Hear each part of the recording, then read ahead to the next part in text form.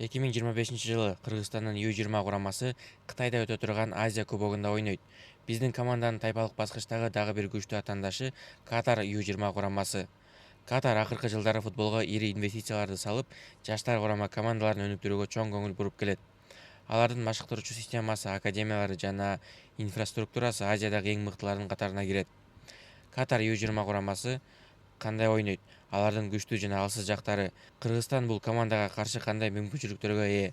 Бүгүн биз Катардын жаштар курамасын анализдейбиз.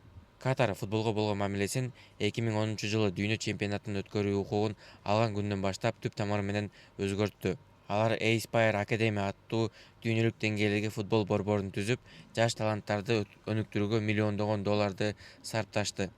Мунун натыйжасында Катар улуттук курамасы 2019-жылы Азия кубогун жеңип алып, континенттин эң күчтүү командаларынын катарына кошулган. Ал эми жаштар курамалары акыркы жылдары олуттуу ийгиликтерге жетүүдө. Катар U20 курамасы буга чейин Азия кубогунда 2 жолу чемпион болгон. Биринчиси 1980, экинчиси болсо 2014. Алар 2014-жылы континентти таң калтырып, турнирди жеңип, ошол эле жылы U20 дүйнө чемпионатына катышкан. Бирок азыркы турнирлерде алардын көрсөткүчтөрү туруктуу эмес. 2018-жылы алар тайпадан чыга албай калышкан. Ал эми 2023-жылы чейрек финалда жеңилүү ызасын тартышкан. Катар жаштар курамасы европалык ыкмаларды колдонуп, техникалар жана тактикалык жактан жакшы даярдалган команда болуп эсептелет. Алар көбүнчө төмөнкү схемалар менен ойношот. 4-3-3 чабуулду активдүү жүргүзүүгө жана фланг оюнчуларын активдүү колдонууга мүмкүндүк берет. 3-4-3 бул схема көптөгөн араб өлкөлөрүндө колдонулат. Анда жарым коргоочулар негизги ролду ойношот. Катар футболчулары техникалык жактан абдан күчтүү жана жакшы даярдалган. Алар топту көзөмөлдөп, позициялык чабуулдарды уюштурууну жакшы көрүшөт. Катардын жаш футболчулары негизинен Aspire Academy'ден жана өлкөнүн жогорку лигасындагы клубтардан чыгышат. Бирок акыркы жылдары алардын айрымдары Европада да ойноп жүрүшөт. Катар курамасынын дарбазачылары көп учурда мыкты реакциясы жана пас берүүсү жөндөмү менен айырмаланышат. Коргоочулары техникалык жактан күчтүү, бирок физикалык жактан атандаштарга салыштырмалуу анча күчтүү эмес болушу мүмкүн. Жарым коргоочулары болсо командадагы эң маанилүү бөлүк. Алар так пастар жана чабуулду башкаруу менен айырмаланышат. Ал эми чабуулчулар болсо флангтар аркылуу тез чабуулдарды уюштуруп, айып аянтында кооптуу учурларды түзө алышат. Ал эми Катар U20 курамасынын алсыз жактары. Бул биринчи, физикалык жактан өтө күчтүү эмес алар. Катар футболчулары техникалык жактан мыкты болгону менен, физикалык жактан айрым атаандаштарга салыштырмалуу анча күчтүү эмес. Кыргызстан катуу прессинг жана контакттык оюн менен аларга кыйынчылык жарата алат. Экинчи, бул коргонуудагы боштондуктары. Алар чабуулда көп убакыт өткөргөндүктөн коргоодо боштондуктарды калтырып коюшат. Кыргызстан тез чабуулдарды колдонсо, муну артыкчылык катары пайдалана алат. Үчүнчүсү, бул кысым жана алдыда ойноо.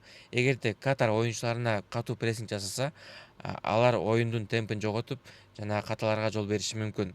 Эми эң башкы суроо, Кыргызстан Катарга каршы кандай оюн көрсөтүшү керек?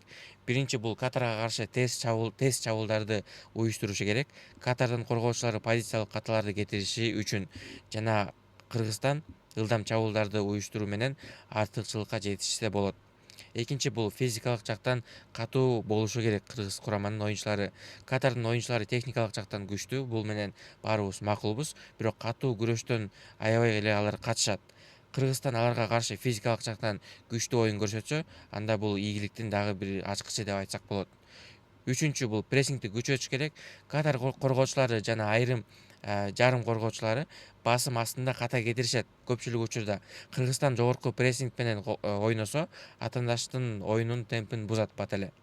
Төртүнчү, бул стандарттык абалдарды, баягы эле стандарттык абалдарды колдонуш керек. Кыргызстан бийик бойлуу оюнчуларды колдонуп, мындай бурчтук же болбосо айып соккуларында мүмкүнчүлүктөрдү эч колдон чыгарбай колдонуш керек. Жыйынтыгында Кыргызстан U20 Катар U20 оюну биздин команда үчүн эң чоң сыноолордун бири болот деп айтсак болот тарыхтагы. Катар фавориттердин бири, бирок алардын да алсыз жактары бар.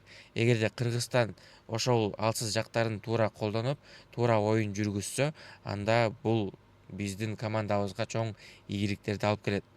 Сиздин оюңуз кандай? Эгерде сиздин оюңуз бар болсо, анда сөзсүз түрдө комментарий калтырыңыз. Кыргызстан жеңеби же болбосо Катар жеңеби дегендей. Каналга жазылып лайк басып коюңуз. Биз ушуну менен видеону аяктайбыз. Аягына чейин көргөнүңүздөр үчүн чоң ыраазычылык билдиребиз жана кийинки видеолордон жолугушканча жакшы туруңуздар.